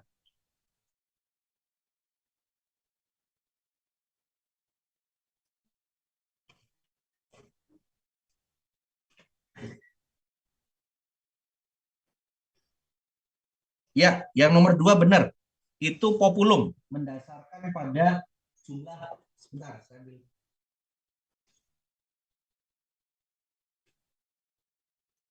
Mendasarkan pada jumlah mayoritas.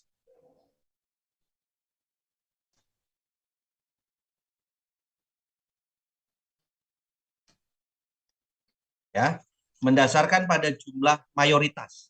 Nah, uh, ini yang terjadi di sekitar kita ya, termasuk pada kasusnya Yesus gitu ya. Yesus kan dijatuhi hukuman itu karena desakan mayoritas. Nah, ini yang minggu lalu saya sampaikan, desakan mayoritas. Secara teologis bahwa memang itu skenario Tuhan, ya, tetapi secara politis dikorbankan dengan nama dengan atas sistem demokrasi yang berlangsung pada masa itu, ya. Suara terbanyak, demokrasi kan selalu berpikir begini, Vox Populi Vox Dei. Suara Tuhan, suara rakyat adalah suara Tuhan. Jadi seolah-olah suaranya orang Israel pada waktu itu adalah suara Tuhan untuk menyalibkan Kristus, gitu ya, menyalibkan Yesus. Ya, benar. Ini the greatest happiness of the. Ini adalah slogan dari aliran etika utilitarianisme yang diusung oleh Jeremy Bentham, ya, bahwa sebisa mungkin kita memberikan kebahagiaan kepada banyak orang. Ya, ukurannya itu. Kalau ingin membuat kebijakan, buatlah kebijakan yang membahagiakan paling banyak. Tapi nanti yang sedikit akan menjadi korban. Anda apa-apa kan cuma sedikit. Nah, itu utilitarianisme seperti itu. Ya, ya tentu punya efek yang buruk juga karena berarti yang minoritas, yang kecil seolah-olah tidak dipentingkan. Ya, itu terima kasih. Oke, yang berikutnya. Perempuan dengan kulit putih sudah pasti cantik. Ada yang mau jawab?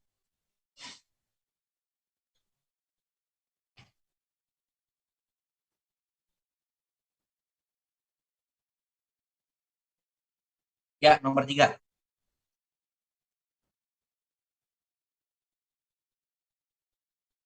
Iya, Rizky. Ya, benar. Ini LNC ya, sama dengan nomor satu. Ya, karena eh, kan nggak ada hubungannya dengan cantik, dengan warna kulit. Karena ada juga yang orang kulitnya hitam, dia eksotik ya. Jadi, jangan sampai cantik itu nanti jadi rasis. Jadi kan bahasa iklan, cantik itu rasis, seolah-olah bahwa sorry, cantik itu putih. Berarti kalau begitu cantik itu rasis dong. Karena seolah-olah yang cantik itu didominasi oleh orang kulit putih. Ini kan juga stereotip yang memang agak sulit ya dihilangkan dari dulu karena memang dulu orang-orang khususnya orang-orang Eropa itu kan mengklasifikasi masyarakat masyarakat kelas kasta atas dengan kasta menengah dengan kasta paling rendah itu dengan berdasarkan pada warna kulit ya. Jadi yang warna kulitnya semakin putih itu dianggap semakin kelas sosialnya lebih tinggi dalam masyarakat pada waktu itu di ya itu sejarah sejarah peradaban manusia. Tapi kan sekarang sudah menjadi berbeda bahwa yang hitam itu juga eksotik, hitam manis misalnya itu kan eksotik bahkan justru sekarang orang bule lebih suka juga yang kulit hitam. Tapi bukan berarti kemudian Anda yang sudah dikasih kulit warna kulit putih Anda juga menyesal saya kepingin hitam. Tugas kita kan menerima itu sebagai pemberian dari Tuhan dengan legowo ya. Tugas kita bukan mengubah warna kulit, tugas kita adalah mengaktualkan potensi yang sudah Tuhan berikan untuk berkontribusi di tengah masyarakat. Itu kan prinsip yang paling utama. Jadi benar bahwa nomor 3 itu adalah LNC. Nomor 4, ada yang mau coba? Kebijaksanaan itu identik dengan usia seseorang. Minggu depan kita latihan analisa ini ya. Minggu depan kita bahas argumentasi, kita latihan analisa dari media sosial atau dari jangan dari khotbah lah. Nanti kalau dari khotbah saya khawatirnya saya salah kasih contoh, oh itu gembala saya, itu pendeta saya. Jangan. Lebih baik saya ambil yang dari koran saja lah, yang umum. Nanti kita analisa ya, tulisan itu kira-kira seperti apa gitu ya. Adakah kesesatan berpikir ataukah itu sudah sesuai dengan sebagai sebuah argumentasi. Gitu ya. Oke, nomor 4.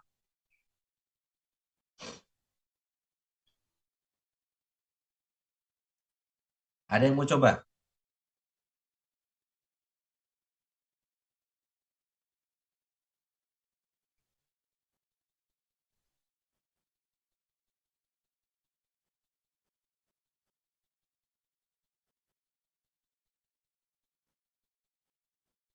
Argumentum et ignoran.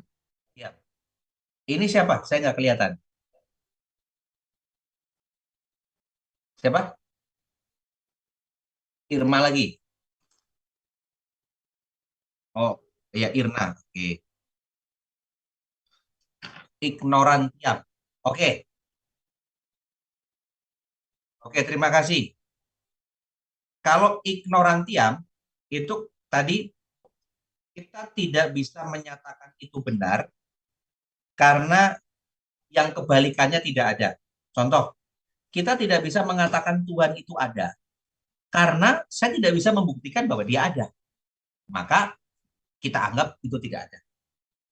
Saya mengatakan Irma terlibat narkoba misalnya, ini contoh nih, maaf maaf ya, terlibat karena barang buktinya ada di rumah Irma. Ada Irma mengatakan saya nggak pakai, masalah urusan pakai nggak pakai nanti diselesaikan di pengadilan. Tapi proses dari kepolisian berlanjut dulu ya. Jadi Anda sekarang statusnya adalah menjadi tersangka. Nanti kalau sudah di pengadilan baru terdakwa ya, tersangka. Nanti urusannya Anda bisa memberi pembelaan di pengadilan, pengadilan dan lain-lain. Nah, itu kalau ignorantiam. Atau misalnya begini, anaknya Ridwan Kamil waktu itu kan yang terhanyut di sungai di mana tuh Swiss ya, kalau nggak salah ya. Belum ketemu, akhirnya kan Ridwan Kamil memutuskan, ya sudahlah, kita anggap dia meninggal. Akhirnya apa? Dia memutuskan meninggal karena tidak bisa mencari jenazah hidup atau mati.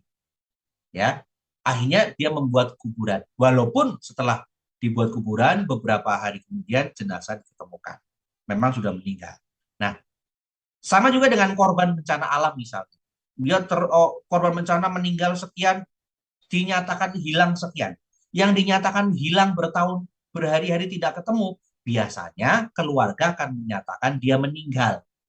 Tapi bisa juga dia tidak meninggal karena dia menyelamatkan diri, kemudian dia sakit, butuh proses pemulihan, dan dia baru kembali. Dulu di zaman dulu ada kayak gitu, orang sudah dinyatakan meninggal, ternyata kok masih, loh kok masih hidup ternyata. yang meninggal itu salah orang, hanya orangnya mirip gitu ya. Itu pernah terjadi seperti itu dulu waktu saya kecil. Eh, itu ada kekeliruan. Jadi pada kasus nomor 4, ya kasus nomor 4, kebijaksanaan itu identik dengan usia seseorang. Semakin tua, semakin bijaksanalah ia. Karena itu tepatlah bila kita mengatakan yang muda tidak boleh bicara. Anak muda nggak boleh bicara. Anak muda itu emosi. Anak muda itu belum yang berpikiran terbuka, yang berpikir wawasan luas, sudah banyak makan asam garang itu orang tua. Itu berarti nomor 4 masuk dalam kategori argumentum ad hominem. Karena dia melihat pada orangnya. Oh, karena dia orang tua, udah pasti bijaksana kalau orang tua ngomong. Ya, jadi nomor 4 itu adalah argumentum ad hominem. Nomor 5, rokok simbol kejahatan. Ini bukan relevansi ya, tapi ini sesat bahasa. Bisa aksentuasi, bisa equivokasi, bisa amfiboli, bisa juga metaforis. Silakan kalau yang ini. Ada yang mau coba? Siapa ini? Hendra. Oke, Hendra gimana Hendra?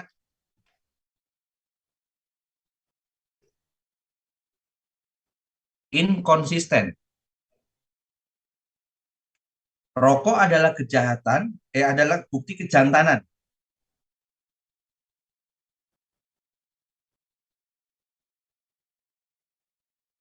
Ya, ini adalah kesesatan equivokasi. Equivokasi. Equivokasi itu kan berarti eh, menyerap satu kata langsung begini.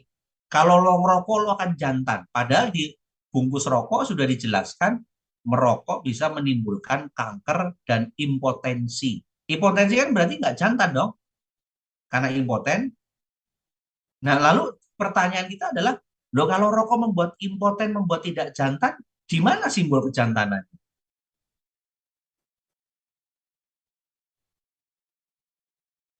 Ini kan provokasi provokasi dunia iklan. Kalau kepengen jantan, rokok. Saya dulu punya teman, tapi beliau sudah almarhum karena memang eh, usianya waktu meninggal itu sekitar 44 tahun ya. Tahun 2019 beliau meninggal. Saya pernah membantu di pabriknya beliau waktu saya mengajar di UMN 3 hari, 2 hari saya di pabrik untuk pengembangan SDM, eh, 2 hari dari tahun 2015 sampai 2019. Jadi berapa tahun tuh? 4 tahun ya saya di hire di perusahaan itu dan dia anak Tuhan. Jadi eh, kita mengemas model pendidikannya juga seperti pendidikan eh, Kristenitas ya, sampai akhirnya kami didatangi beberapa kementerian karena dianggap berhasil sebagai perusahaan yang mengedukasi karyawan. Teman saya ini waktu awal-awal saya bergabung 2015 2000 sampai 2000 ya 2015 sampai 2016 dia perokok berat. Dia direktur ya. Dan dia kalau 1 hari merokok itu satu slot, bukan satu bungkus ya. Bukan, satu slot. Satu slot rokok. Saya nggak tahu harga rokok itu satu bungkusnya berapa. Anggaplah ya ini kasaran lah. Anggaplah 15.000. Satu slot ini hitung satu slot isi 10 atau satu lusin. Anggaplah 10. 10 kali 15.000 berarti 1 hari dia menghabiskan uang untuk rokok 150.000 untuk rokok. Akhirnya, oh enggak sampai 1 tahun. Waktu saya 1 tahun, dia merokok berat 1 tahun. Waktu saya bergabung kan 2015. 2015, 2016 dia dinyatakan dokter bahwa paru-parunya bermasalah. Ya, waktu itu bulan Agustus dia rawat dari kota Bogor, dia datang ke Jakarta lalu minta saya temui dia di Rumah Sakit Pondok Indah yang ada di Puri, ya, Rumah Sakit Pondok Indah di Puri. Lalu dia juga periksakan saya untuk apa ya, vertigo kalau tidak salah ya waktu itu. Dan setelah berobat, dia ketahuan penyakitnya itu sudah di dalam paru-parunya bermasalah. Akhirnya dia putuskan untuk berhenti total dari merokok. Tapi kan efek merokok kan tidak saat itu ya. Merokok itu kan efeknya nanti setelah Anda pada usia tertentu itu karena Anda ngisap, efeknya di kemudian. Akhirnya dia itu apa di dalam paru-parunya itu banyak tertimpa apa basah karena lendir gitu ya. Jadi dia harus berapa kali dikuras dan akhirnya sejak saat itu dia berhenti total dan mencoba untuk benar-benar bahkan mengembangkan CSR perusahaan itu untuk pelayanan. Jadi waktu itu dia minta ke saya untuk mengalokasikan dana CSR untuk hamba-hamba Tuhan yang ada di kota Banyuwangi pada waktu itu. Ya, sekitar 200 hamba Tuhan kami buat kegiatan dengan mereka rutin setiap tahun dengan mereka dan eh, dia juga menjadi donatur untuk beberapa mahasiswa STT. Waktu itu pilihannya dia bukan STT Petamburan, tapi pilihan dia adalah STT Cipanas yang ada di puncak, ya di daerah Cisarua atau Cipanas ya, daerah Cipanas lah kalau tidak salah ya. Dia ke STT sana dan beberapa kali diundang di STT Cipanas untuk memberikan edukasi, termasuk saya pun ikut di sana. Walaupun dulunya dia pernah kuliah di STT Petamburan, tidak sampai selesai ya, tidak sampai selesai sampai semester 4, tapi dia lebih banyak mendonasikan dananya ke STT Cipanas dan dia sudah mulai mulai meninggalkan semua yang berkaitan dengan rokok, malah dia nasihatin orang yang merokok suruh berhenti. Tapi di umur 20 di tahun 2019 karena mungkin efek rokok yang begitu kuat dia hisap sampai 1 hari 1 slot bertahun-tahun. 2019 ketika dia sedang makan dengan keluarganya, saya ingat sekali tanggal 2 Mei dia pecah pembuluh darah di otak. Saya dikabarin dari pabrik, Pak Julius, Bapak pimpinan di rumah sakit tidak sadarkan diri karena habis makan dan pembuluh darah di otak pecah. Waktu itu saya pagi-pagi saya dihubungi. Dia makannya malamnya, jadi malamnya langsung dibawa ke rumah sakit. Pagi-pagi saya dihubungi. Lalu saya waktu itu ngajar di kelas hari Kamis, saya di UMN ngajar 4 kelas. 4 kelas, jadi dari mulai jam 8 sampai jam 5 sore. Saya telepon istrinya, bagaimana perkembangannya? Ini masih seperti ini, belum siuman. Itu jam 8 saya telepon. Jam 10 dia sudah meninggal dunia. Ya, karena efek dari rokok. Jadi dia juga dulu punya filosofi ngerokok itu jantan yang kalau tangannya pegang begini tuh rasanya jantan sambil diisep jantan. Ternyata itu merusak merusak kejantanan, merusak kesehatan. Malah dia nggak produktif. Ya dia produktif sih dalam masa-masa detik-detik terakhir. Tapi kan sebenarnya masih banyak hal yang bisa dikerjakan. Ya, jadi rokok adalah simbol kejantanan. Ini kesesatan equivokasi. Orang pintar minum tolak angin. Ini apa? Aksen, aksentuasi, melebih-lebihkan. Orang pintar minum tolak angin. Iya, orang pintar mah nggak perlu obat. Ya kalau orang pintar ketika hujan ya berteduh, dia tahu sakit dan tidak dipaksa gitu. Itu orang pintar. Saya kasih contoh satu lagi. Nanti sisanya Anda latihan, nggak usah dikumpulkan. Latihan minggu depan saya tunjuk random.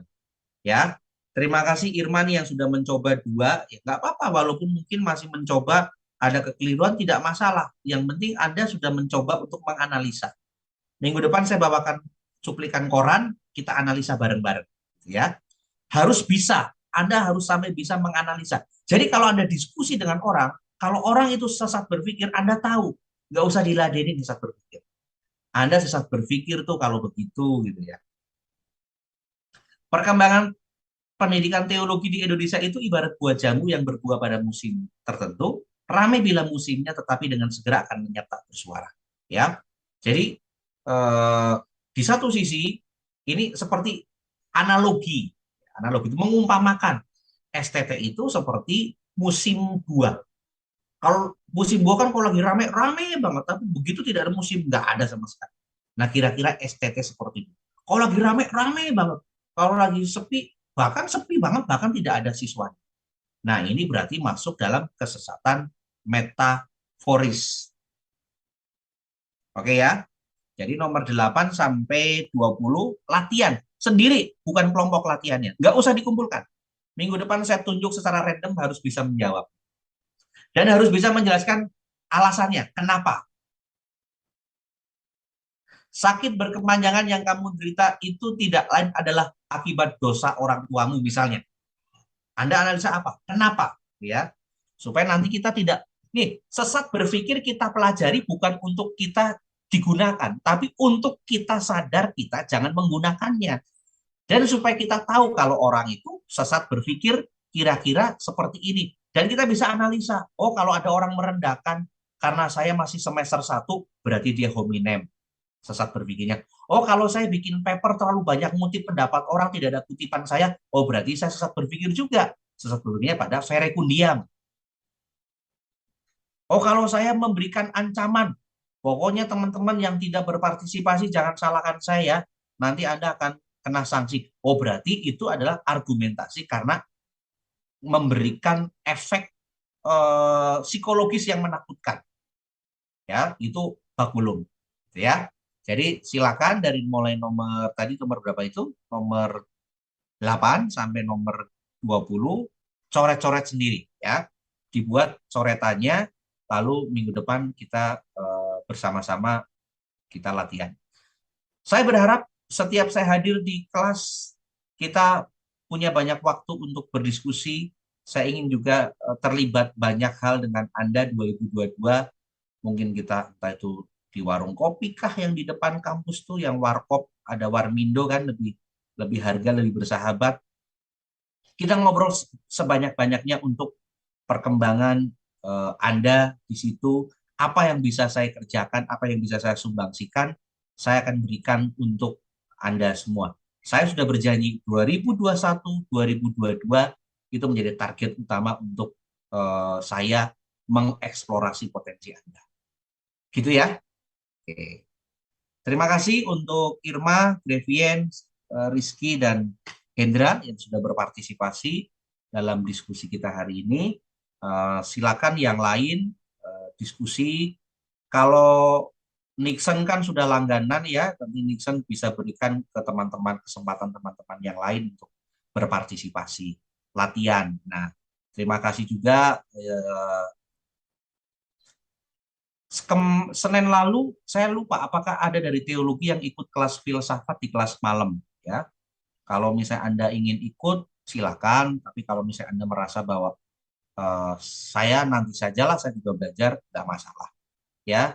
Saya membuka kesempatan. Oh iya, anak Pak yang ikut Senin kemarin, anak Pak ya yang ikut di kelas filsafat kelas malam di kelas eksekutif. Ya, jadi kalau Anda mau ikut silakan di kalau jadwalnya jam 19.50, tapi kadang-kadang saya masuk jam 8, kadang-kadang masuk jam 7 kalau kelas pertama selesai lebih cepat. Jadi tergantung kelas sebelumnya. Gitu ya. Oke, terima kasih sampai di sini eh, kelas kita di hari ini untuk sesat berpikir telah terselesaikan. Minggu depan kita langsung argumentasi. Saya akan kasih topik. Anda nanti topik dengan dari koran, Anda argumentasikan dari isi koran itu, isi tulisan itu. Atau saya kasih nanti tema, tolong diskusikan tema ini. Ya, oke. Terima kasih. Saya kembalikan kepada ketua kelas. Silakan bisa pimpin siapa yang berdoa.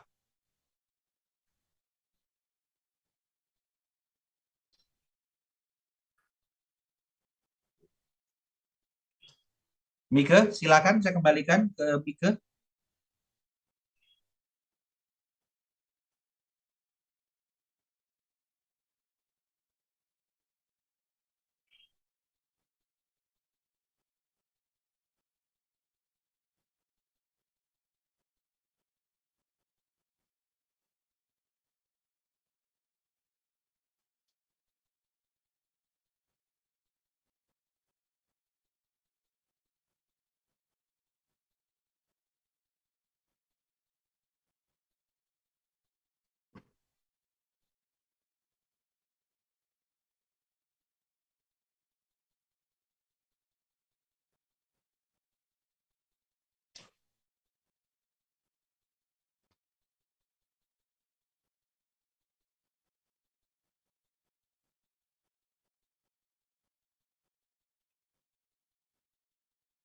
Eh, oke, selamat siang, selamat berbuka puasa Terima ya. kasih, Pak. Oke, saya izin pamit ya.